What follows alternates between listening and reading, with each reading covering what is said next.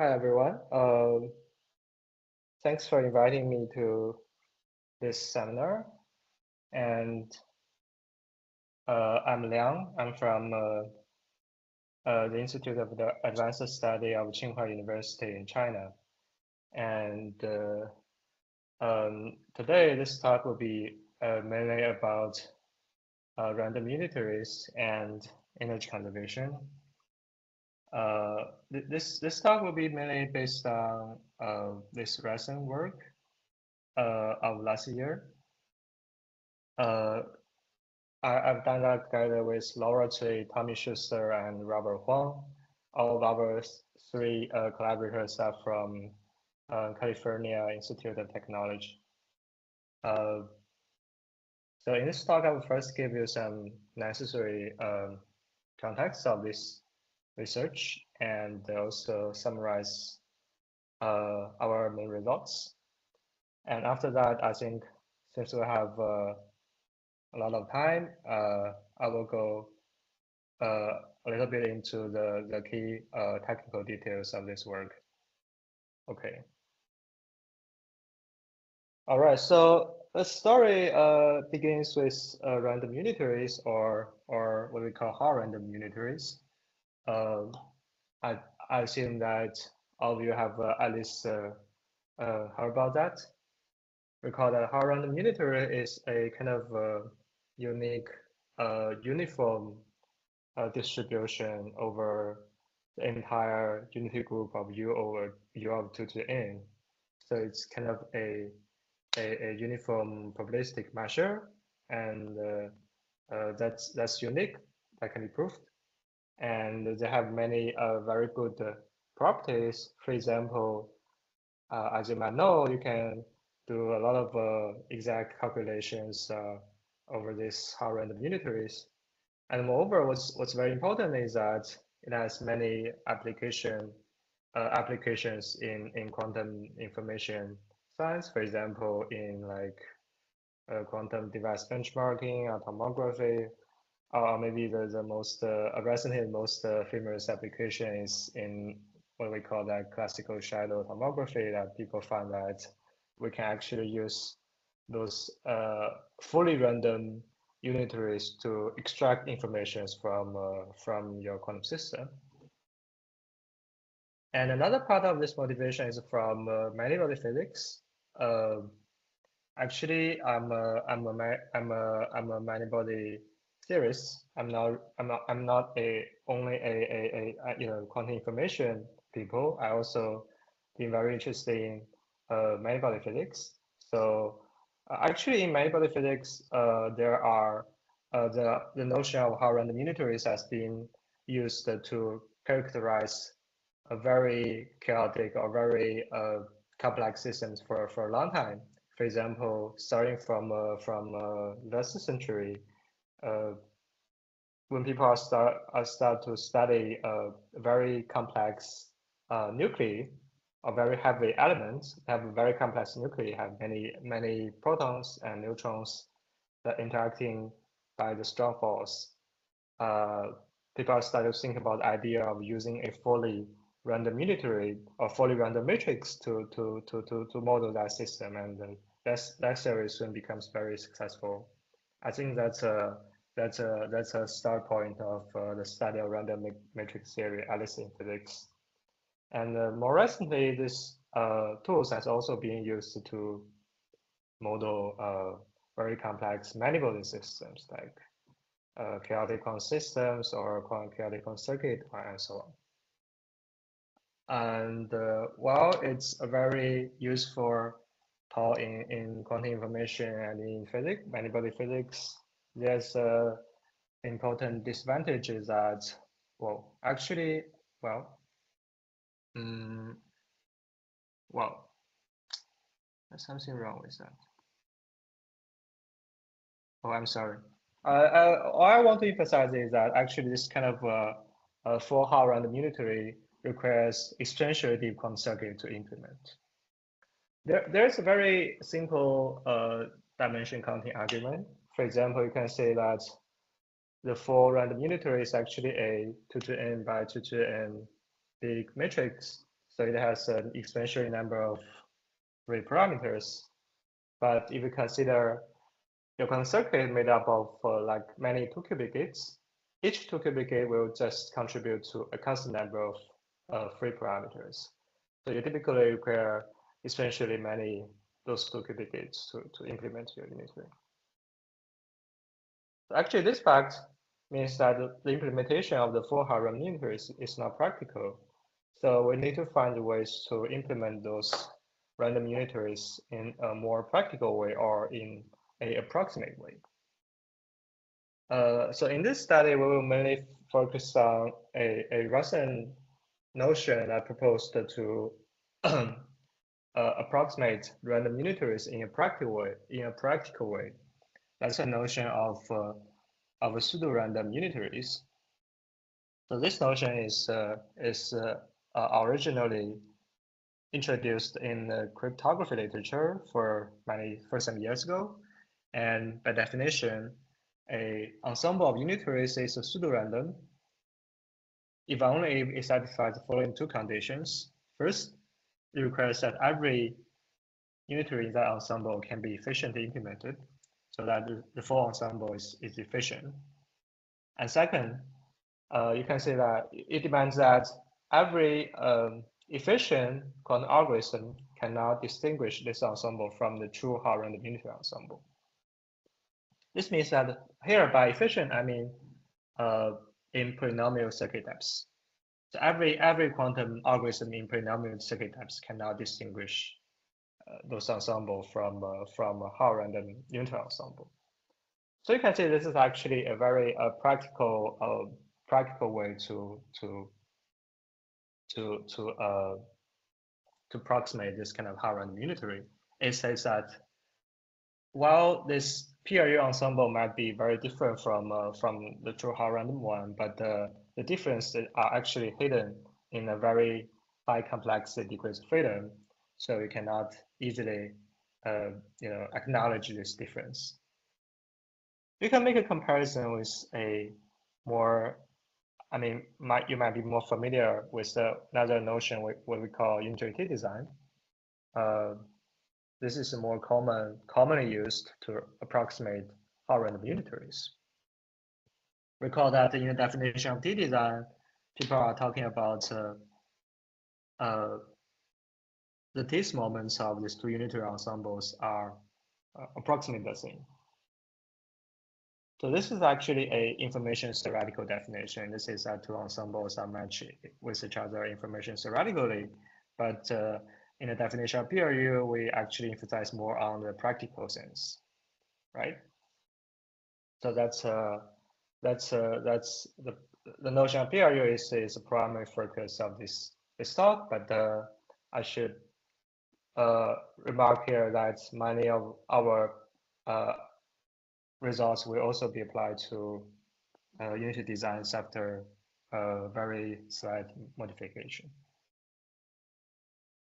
All right, so since the notion of PRU has been proposed, people are making progresses in constructing this pseudorandom ensemble. And finally, in the last 2 years, there are several important breakthroughs made by people from Caltech, Princeton, Harvard, and other places. They finally gave the first provable construction of pseudorandom unitary ensembles. Moreover, they also show that in those works, they also show that this pseudorandom unitary ensembles can be implemented in a very shallow quantum circuit in a logarithmic or polylog quantum depth quantum circuit. This is a very nice result because this is that actually this PRU can be made very cheap and implemented very efficient. So I will not go into a detailed construction proposed by those papers, but there's just one point I want to emphasize is that, well, wait, why?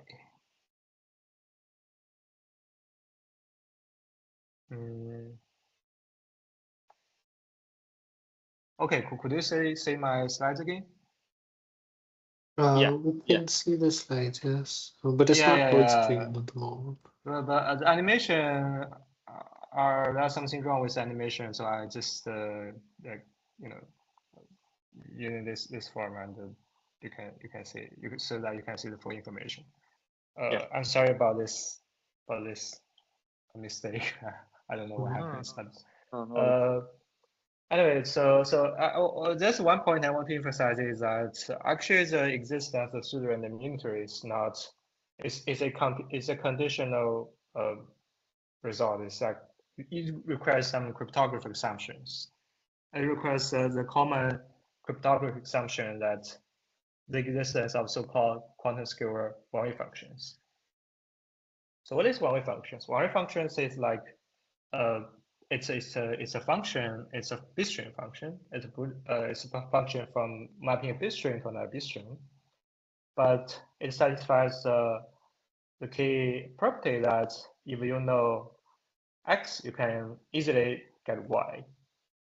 However, if you know y, you cannot get x, or you cannot efficiently get back x, which means that this function cannot be inverted efficiently.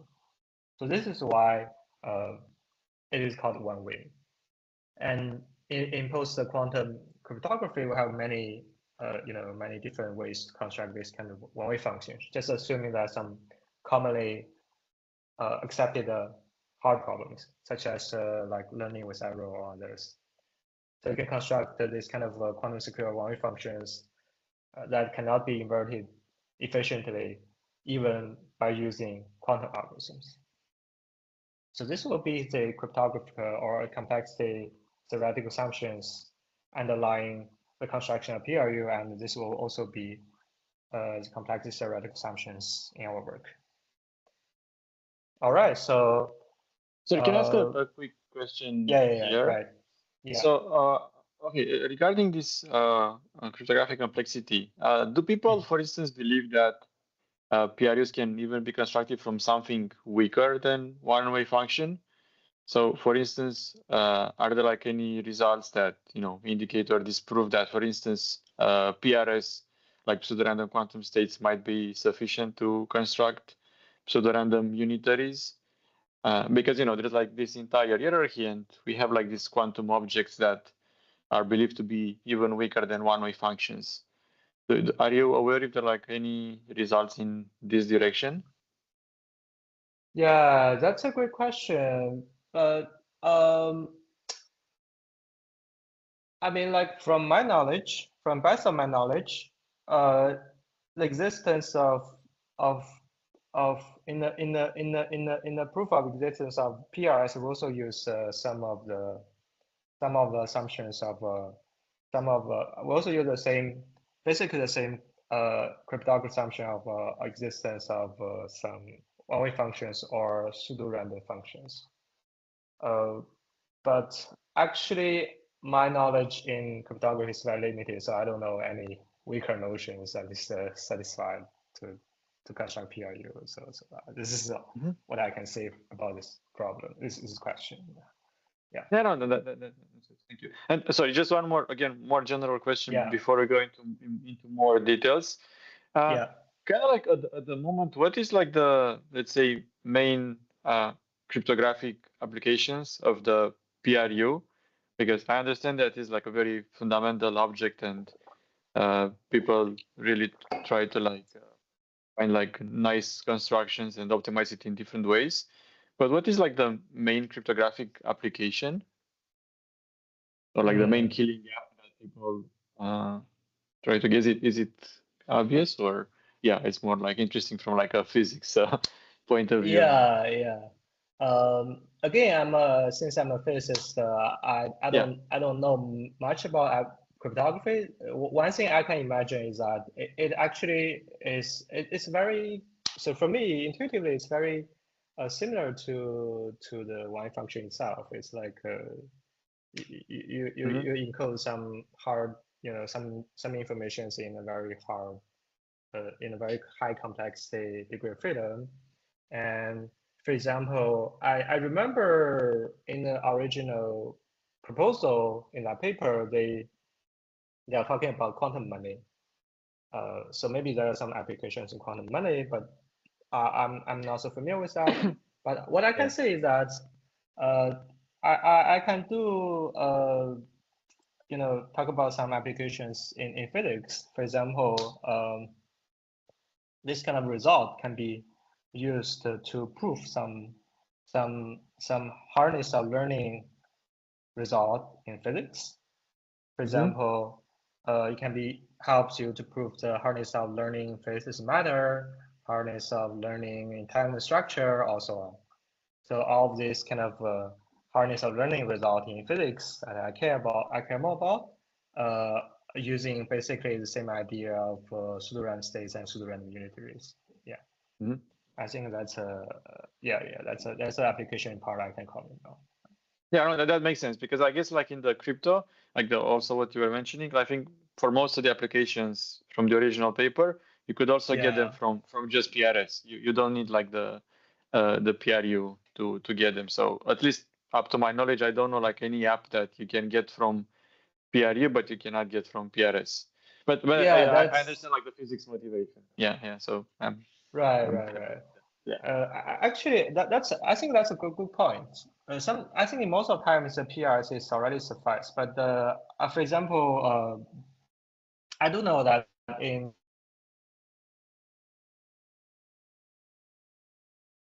Hello, is it just me that I? No, I also lost him. I cannot hear him.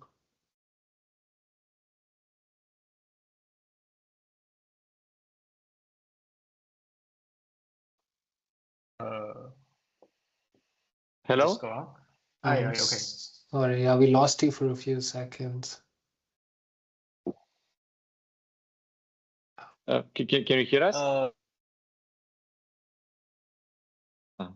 I cannot hear you clearly. Maybe... Okay, I'll can turn hear on you. my mic. Yeah, Maybe. Yeah, so sorry. I think like the connection was lost for like a few seconds, but now we can hear you. Now we can hear you again. Oh yeah.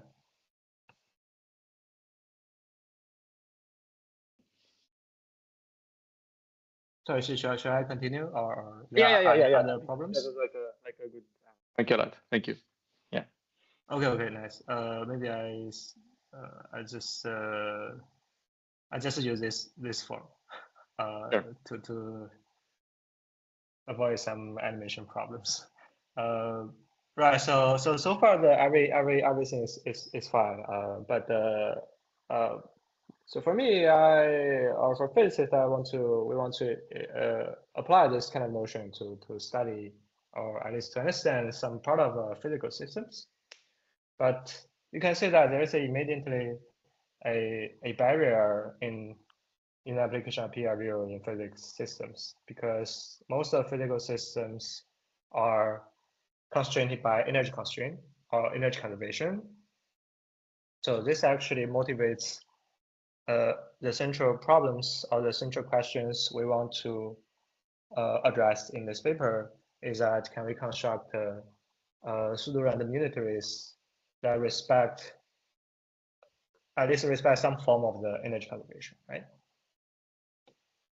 Or more precisely, the question we ask is that for if you have a fixed local Hamiltonian and all the allowed ensemble is a kind of commuting unitary ensemble with a Hamiltonian, and can this kind of any of this commuting unitary ensemble be a pseudorandom unitary ensemble in any sense, right?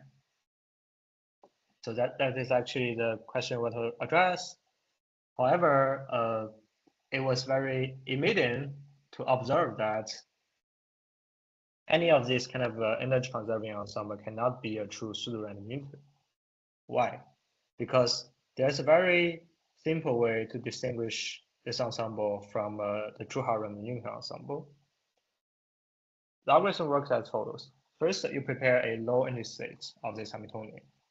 And second, you sample a unitary from unknown ensemble and estimate and apply it on the lowering the state.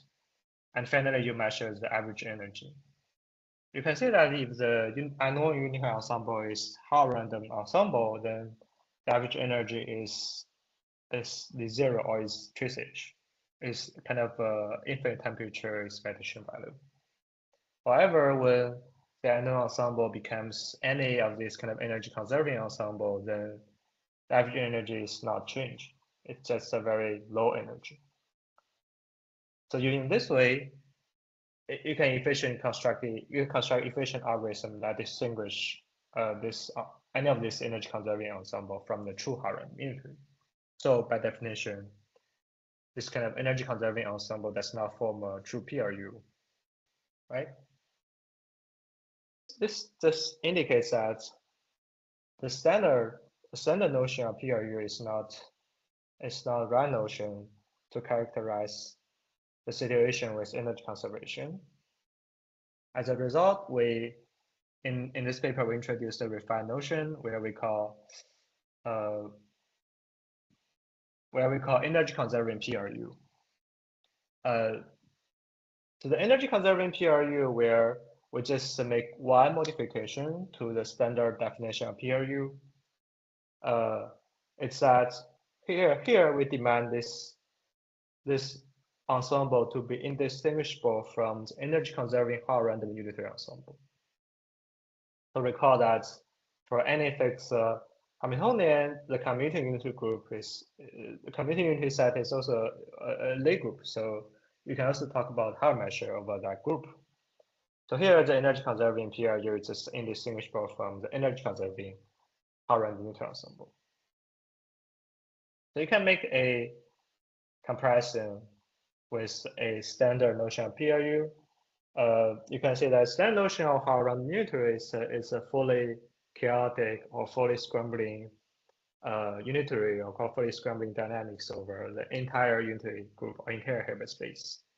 However, the energy conserving Haar-random unitaries only scrambles every energy degenerated subspaces. So that's a key difference enforced by the energy constraints. As a result, the central question addressed by this paper is modified to be does the energy conserving PRU exist, and how do we construct them if they exist, right? Okay, so for this question, we actually have 3 main results. First of all, you can imagine that there are some, like, the existence of energy conserving PRU highly depends on the concrete details of the Hamiltonian, right? So there are some easy cases, easy instances where we can construct energy conserving PRU. For example, in our paper, we identify that for commuting Hamiltonians with random coefficients, we propose a efficient construction for the existence of energy conserving PRU. However, on the other hand, we can also identify some hard instances. We construct a one-dimensional Hamiltonian such that we can prove the energy conserving PRU does not exist. Of course, this proof is based on the same cryptographic assumption. Well, and moreover, this hard Hamiltonians we construct satisfies some very good properties. They are one-dimensional local translation invariant Hamiltonians, and their matrix entries are very, regular, no weird numbers. But we can still prove that this kind of Hamiltonians, there's no existence of energy conserving PRU. And finally, given the easy cases and hard cases, this natural question is that if I give you a Hamiltonian, can you tell me, does the energy conserving PRU exist or not? Unfortunately, our final result proves that this problem is computationally undecidable. here undecidable means that it cannot be resolved by any computation or any program, even in exponential computation resources. So that's one of the most hard problems in the universe, maybe. All right. So before I go into the details, are there any questions regarding this point? Yes. Sorry, I have like a question. So like the way I understood like the energy conserving PRU is that is like a strictly stronger version of PRUs in which you additionally say that apart from having this indistinguishability, you also you essentially want to ensure that you have this indistinguishability from like some energy conserving Haar-random ensemble. Yeah, as you have here. I didn't quite fully follow where like because when you're talking about like the easy and the hard instances, it seemed that you were fixing some Hamiltonian, but in the security like of PRU, you are saying that it should be indistinguishable from like a Haar sampled unitary, right? So yeah. In which place do you kind of like fix this Hamiltonian? Maybe this is where I missed. Oh yeah, right. So great question. So basically, so for every fixed Hamiltonian instance, for every fixed Hamiltonian, you talk about exists energy conserving PRU, because first you fix Hamiltonian, then after that you can define what is energy conserving Haar-random unitary ensemble. Because to define an energy conserving Haar ensemble, that by definition that's a Haar measure over the energy conserving unitary ensemble. So for here, you can say that you first need to identify H, and then you can define this kind of ensemble. Right? I see. So you have like a family with respect to every possible Hamiltonian. Yes. Right. So for every possible Hamiltonian, you can define its energy conserving Haar-random unitary ensemble, and then you define energy conserving PRU. I see. So by definition, in your energy conserving PRUs, this is parameterized by some Hamiltonian, which is why you have like easy and hard instances. Okay, that makes sense. Yes, that's right. Yeah. Other questions? And what's roughly so you are saying that the impossibility result or like the hard instances come because of like some cryptographic impossibility. What's roughly the intuition that we can think of to understand this second result? Yeah, I will talk about later. When I go into details. Yeah. Sure. Yeah. Okay. Any questions? Is this third point? Can you hear me? Yeah. Yes. So is this third point even true for the group SH? Like, can we say deciding there exists SH, the group where it's a Haar-random unitaries, which commutes with Hamiltonian?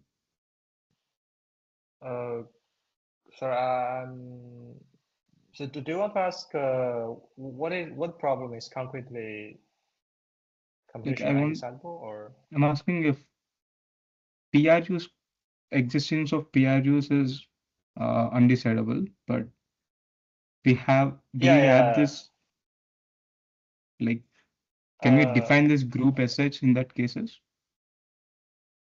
Define group search? Sorry, I maybe I don't understand. Oh, the group SH, I think is what he's saying. Yeah, the group SH. Yeah, on your previous slide, if you go, there is you define in the definition of energy conserving. So S sub H, I think, is what he's referring to. So I guess in the case where we cannot like decide this PRUs exist for a particular Hamiltonian, can we have this? Right. So yeah. I think I got it. So like Here, what is the concrete problem is that the input of this problem is a Hamiltonian, or it's a uniform family of Hamiltonians, where it will be more clear later. But it's just in short, there was one Hamiltonian. And the output of this problem is yes or no, right? Yes means that it has energy conserving PRU, and no means it does not have energy conserving PRU. So that's a concrete problem. Its input is Hamiltonian, and output is have or do not have a yes or no. So that problem is a problem that we identify as undecidable. Yeah. Yeah. I'm just asking, when this problem is undecidable, what can we say about this group SH? Like, does it have some special properties, or? Yeah. There's a very special, well, maybe not so special, but there's structure that we can encode the halting problem as a part of this problem. So that's why it becomes computationally undecidable, and this will be clear later, right? Okay. Yeah. Thanks. Okay.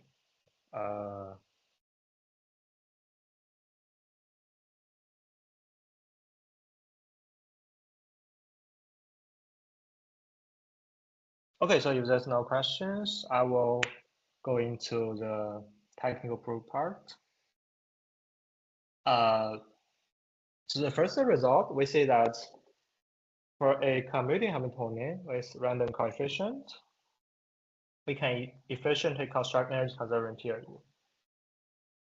So the essential idea is not so hard. It's like, first, recall that energy conserving Haar-random unitary is a scrambling, or it scrambles every energy degenerate subspaces, right? As a result, when the Hamiltonian does not have any energy degeneracy, which means that all the energy eigenvalue are different, the energy conserving random unitary becomes a random phase unitary over the energy eigenspaces.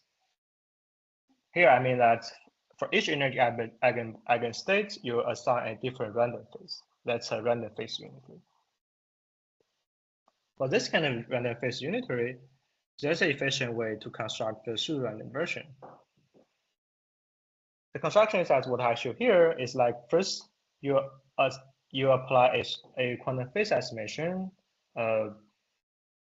between your system and an ancillary system. This quantum phase estimation is done with a unitary e to the IHT or e to the IH. So recall that quantum phase estimation, it just turns a standard computation basis into the eigenbasis of a unitary. So here, the unitary I choose is U equal to e to the IHT. So it just turns the standard computation basis to the energy eigenbasis. And second, you apply a pseudorandom phase oracle to that ancillary system. This kind of pseudorandom oracle just do a very simple thing. It adds a pseudorandom phase to every bitstring state, depending on what bitstring it is, and where here the f function is just a pseudorandom function. It can be seen as a bitstring version, or it's a Boolean version of the quantum one-way functions, something like that. And after the application of this kind of PRF oracle, you actually effectively assign a different pseudorandom phase to every energy eigenstate. And finally, you do the quantum phase estimation dagger to uncompute these things. And what you get is kind of a pseudo-random version of the random phase unitary. So you get a pseudo-random phase unitary. And this construction, of course, only works when Hamiltonian does not have any energy degeneracy. So this is where the random coefficient comes in. So you can imagine that if the commuting Hamiltonian have a fully random coefficient, then with extremely high probability, it does not have any energy degeneracy at all, so that we can construct the energy conserving PRU using this construction with very high probability. So that's a construction for this easy case. And now let's go into hard case. And this is the most technical part of this work. And so I will probably spend several slides to explain what we have here. So recall that our goal is that we want to construct a Hamiltonian such that we can prove there is the energy conserving PRU does not exist, right? So how to prove the non-existence of energy conserving PRU? The way is that we can construct a universal distinguish algorithm that distinguishes between the energy conserving Haar-random unitary ensemble from any polynomial-size quantum circuit. So again, the distinguish algorithm distinguishes between the energy conserving Haar-random unitary ensemble of that Hamiltonian a polynomial-size quantum circuit. As a result, by definition, any polynomial-size quantum circuit cannot be pseudorandom, right? But our definition of pseudorandom also requires it to be efficient. So the conclusion is that the pseudo energy conserving PRU does not exist at all. So this is our concrete strategy. Our strategy is that we construct Hamiltonian such that we have a universal distinguish algorithm to distinguish the energy conserving random unitary of that from any polynomial size quantum circuit. So what is the properties of the Hamiltonian that enable this distinguish to be constructed? Is that the Hamiltonian we construct has the following property, that if you have access to the energy conserving Haar-random unitary ensemble of that Hamiltonian, then you can efficiently solve very hard problems. In our paper, we construct is a p-space complete problems. Recall that p-space refers to any problems can be solved in polynomial spaces, but unbounded time. So that was identified a very commonly believed as a very hard and a very large complexity class. But if you have the energy conserving random unitary of the Hamiltonian we construct, you can efficiently solve p-space complete problems, which is highly unlikely, right? And second, the distinguisher works as follows. A distinguisher works that it shows that by query a p-space solver, actually you can efficiently invert this kind of quantum secure value functions that I introduced before. However, as a cryptographic assumption says, any efficient quantum algorithm cannot invert that. So this is why the distinguisher can distinguish between the energy conserving random unitary between any polynomial size quantum circuit. It just checks if it correctly invert these kind of value functions, right? So that's a high level idea behind this proof. And so what is the Hamiltonian, right? To understand the Hamiltonian is actually a kind of dynamical version of this kind of Hamiltonian Turing machine mapping that has been discussed in some other literature, like in the complexity of Hamiltonian problems. In that literature, people are really talk about ground state problems, like QMA completeness of QMA hardness of the ground state problems. Here, we modified to be a dynamical version. So first, I recall that what is a Turing machine? The Turing machine is a, in last century, people ask the question about what is computation. So then after several years of debate, so this kind of Alan Turing's construction of this kind of Turing machine finally converges to the right definition.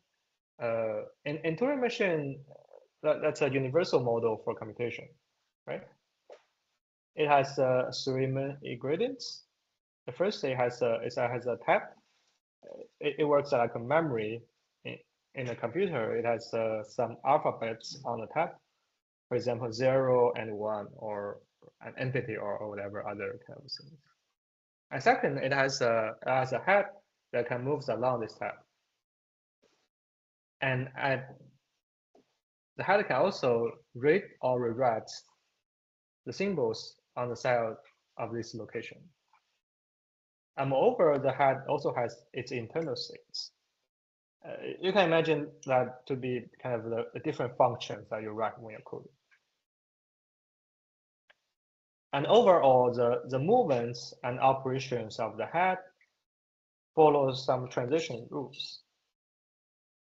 For example, it tells you in some current internal state, and when you read some symbols, what you should do. It's like you should first change your symbol to something other things, and second, change your internal state or some other thing, and then move left or right or state. That's a basic structure of the Turing machine.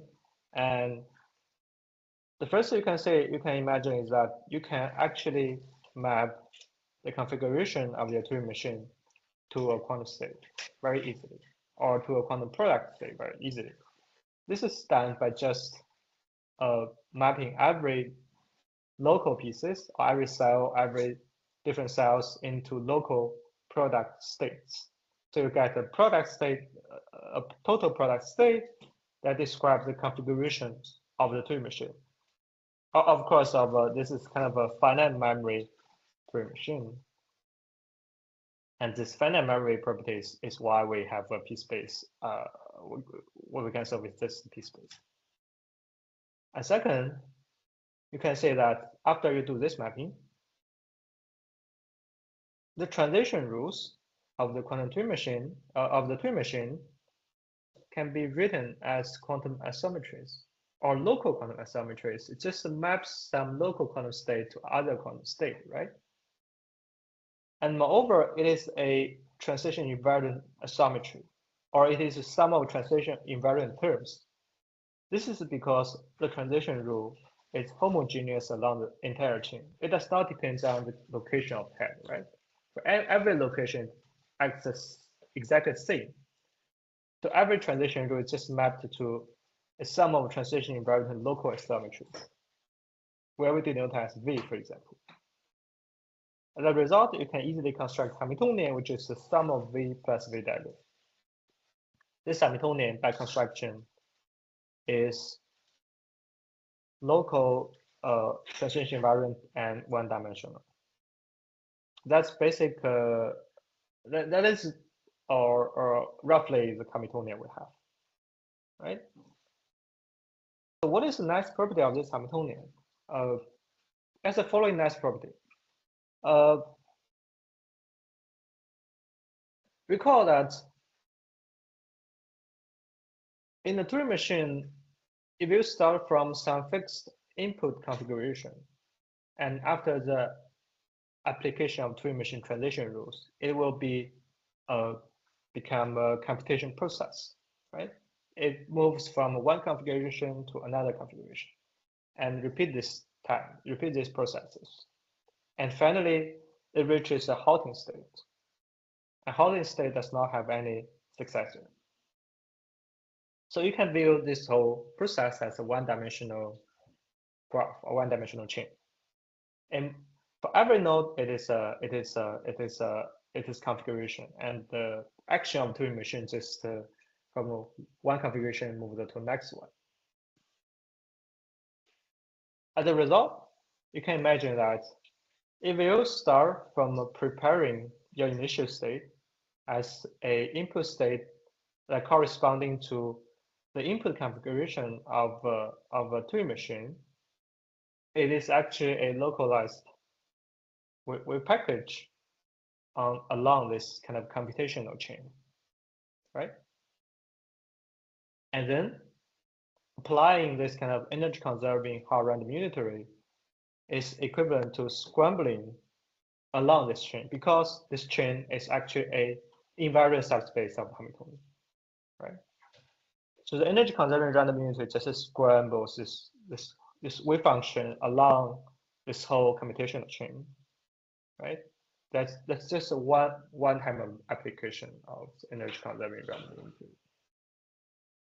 And finally, if you do a computation basis, if you do a measurement in a local product basis or in a product basis, then your wave function will collapse to every computation node with almost the equal probability. So you can say that in this way,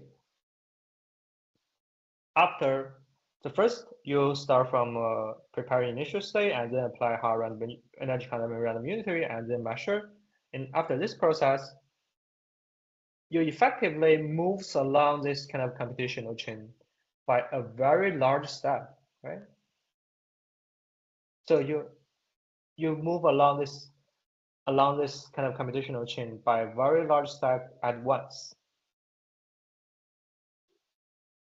So this is actually the rough intuition why the energy-conserving random unitaries helps to solve very hard computation problems. Maybe this is a bit technical, so I'll pause here for some questions, maybe.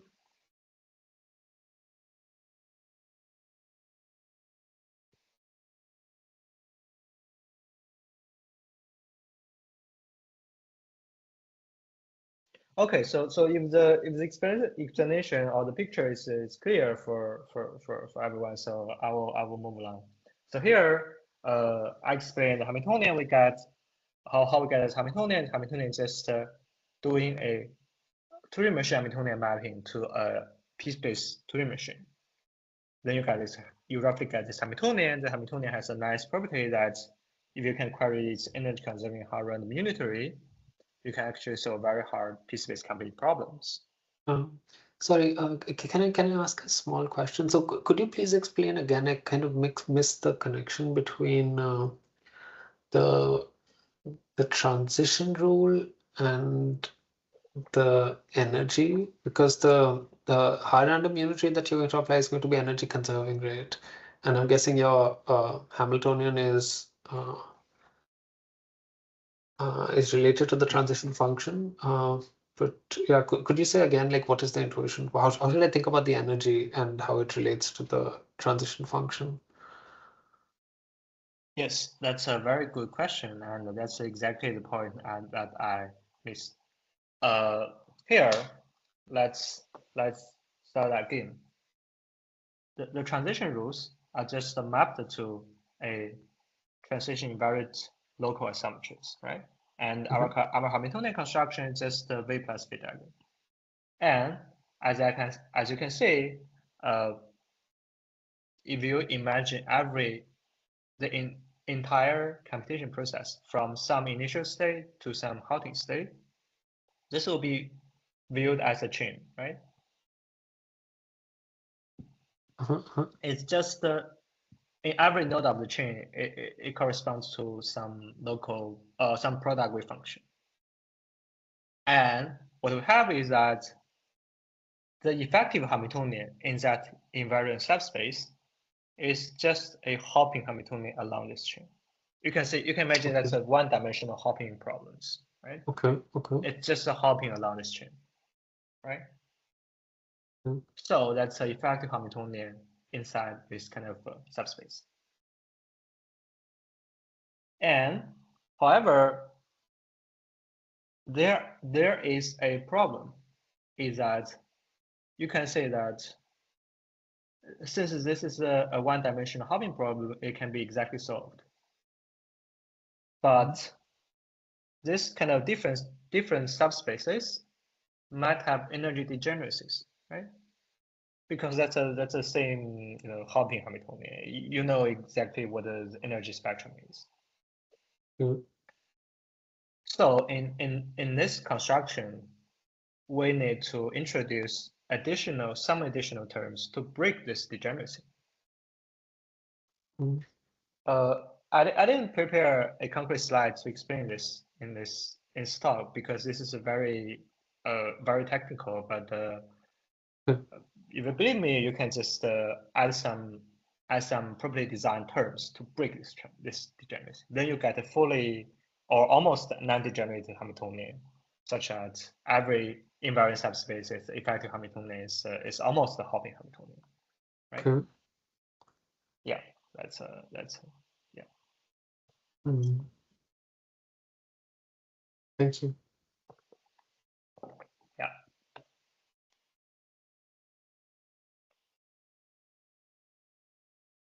Other questions?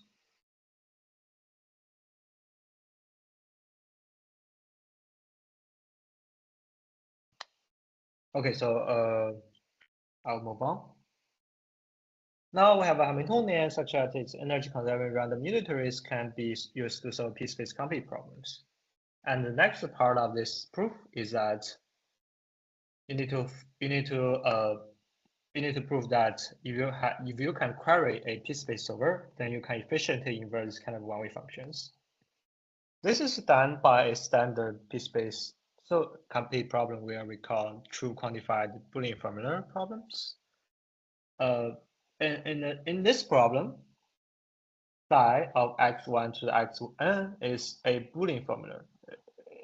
Because a Boolean formula is just x1 all the way to xn is a Boolean variable, and you can have some logical operations in between these variables, so it becomes a Boolean formula.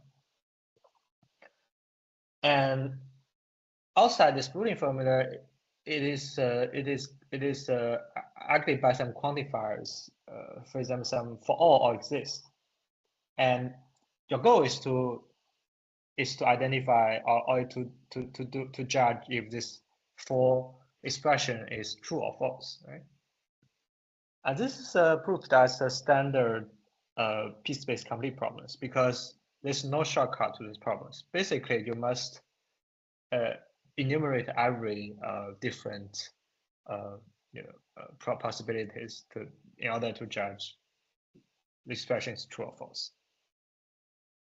However, if you can have some magic way to solve this efficiently, then you can use that to invert one-way functions.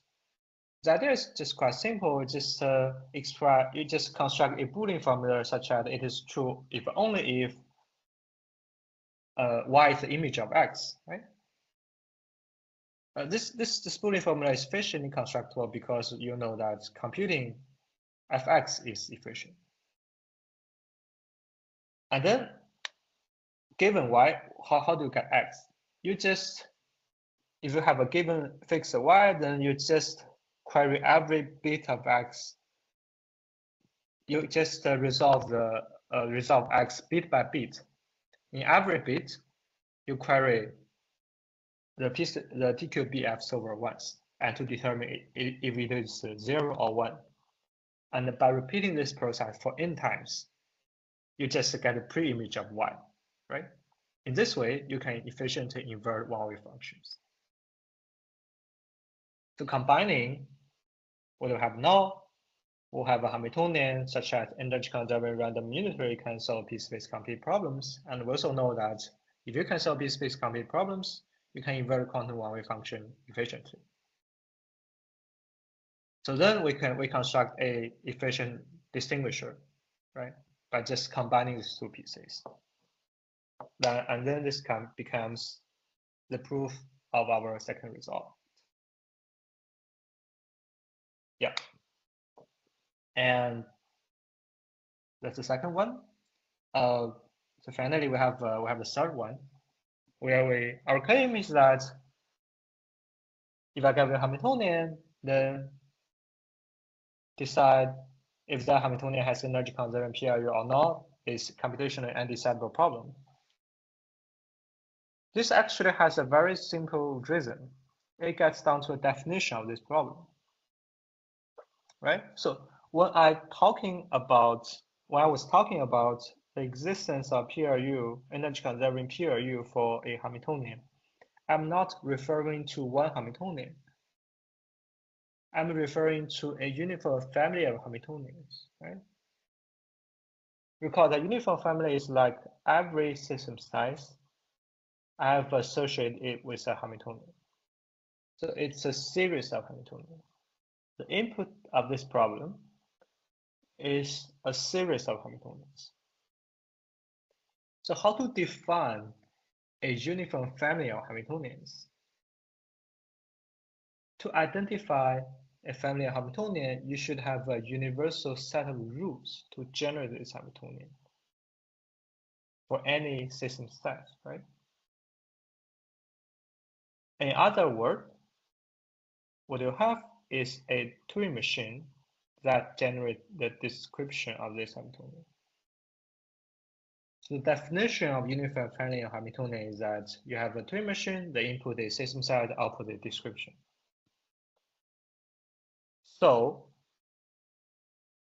the actual input of the deciding existence of the PRU problem is a Turing machine, right? So when you are taking Turing machine as input, you can imagine that you can easily just encode the halting problem as some part of this problem, right? The concrete reduction we did here is that we construct the Turing machine as follows, or we construct a Turing machine that generates Hamiltonian as follows. It takes the system set n as input, and then it runs two Turing machines in parallel. The first machine is a Turing machine that just generates a description of the hard Hamiltonian I just described. The second machine is a universal Turing machine acted on a specific input x. These Turing machines run in parallel. If the first machine halts first, then the second machine will also halt, and output is just a hard Hamiltonian. If the second machine halts first, then the first machine will be reversed. So the total output is 0. Remember that for 0, the energy-conserving PRU is just the normal PRU that we have.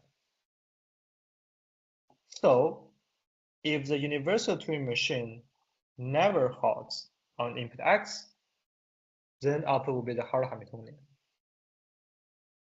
But if it halts, then the output will be 0, at least after sufficiently large system size. So you can say the existence or non-existence of energy-conserving PRU actually depends on the result of the halting problem. So that's by this reduction, you conclude that actually deciding the existence of the energy-conserving PRU for that family of Hamiltonians is computationally undecidable, right? Okay, so I think that summarizes all the technical part of this talk. So maybe are there further questions regarding any of this proof part?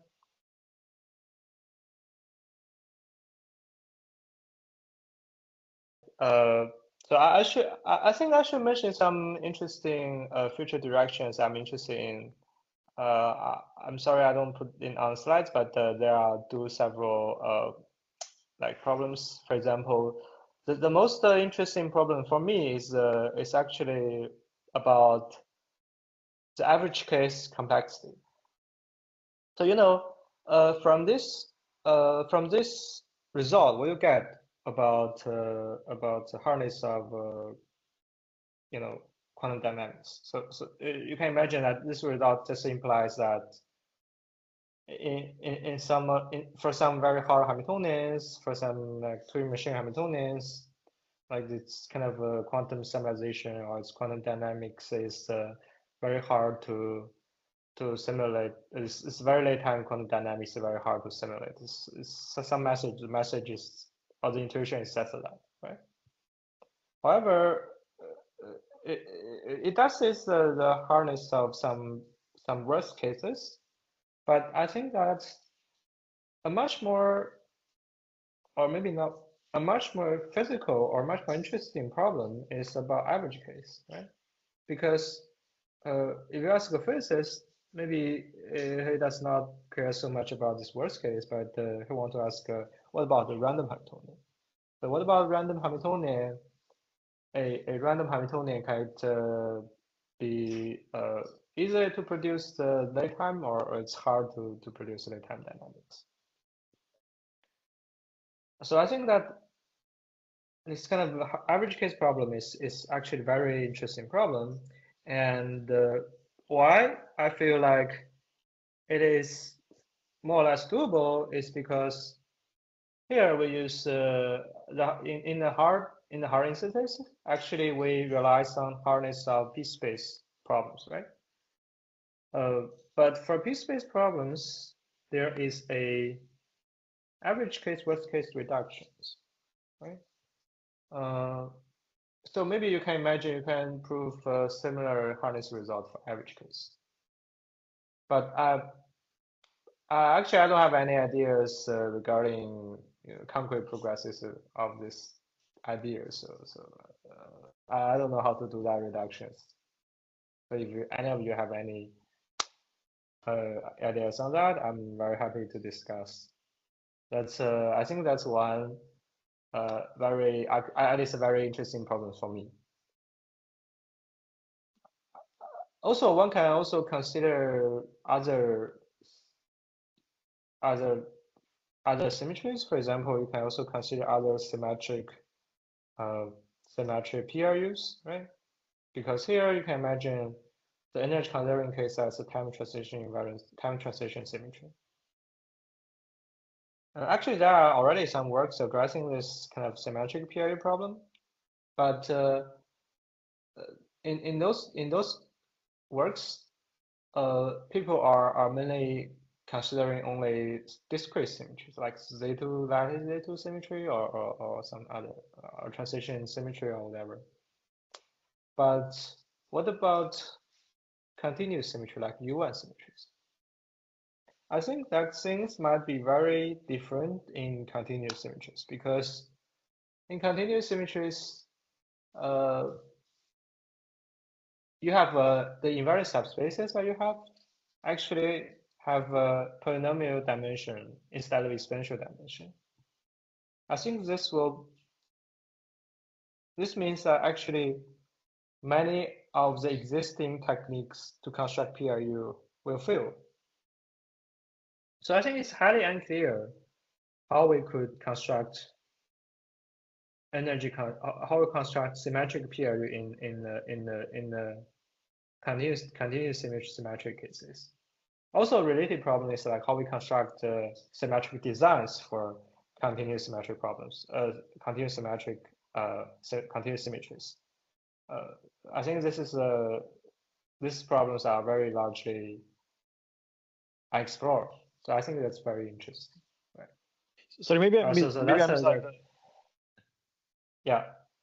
Maybe I missed like the first part, but what is like the main motivation for the case of symmetric PRUs? Like, why do you? So I understand kind of like the challenges, but why are they like interesting to study in the first place? Do they have like more applications or? Yeah, that's a good question. So it's like, for example, in when I'm talking about some like, so again, I'm mostly motivated from mathematical physics, right? So in this field, when people are talking about, for example, physics matter, it has very close connections with symmetries. It's like symmetry breaking or some symmetric topologic phase or whatever. So it has a very close relation with the symmetries. So if you can construct a symmetric PRU or symmetric design in, let's say, in very shallow quantum circuit, in very shallow depths, then it also implies some hardness of learning result about like this kind of symmetric phases, I guess. I guess that's one concrete motivation that I have. Also, I think that's a very interesting mathematical question, and I do say that people interested in it despite these applications. Yeah, makes sense. Yeah. Makes sense. Okay. Yeah, that's all about this talk. So.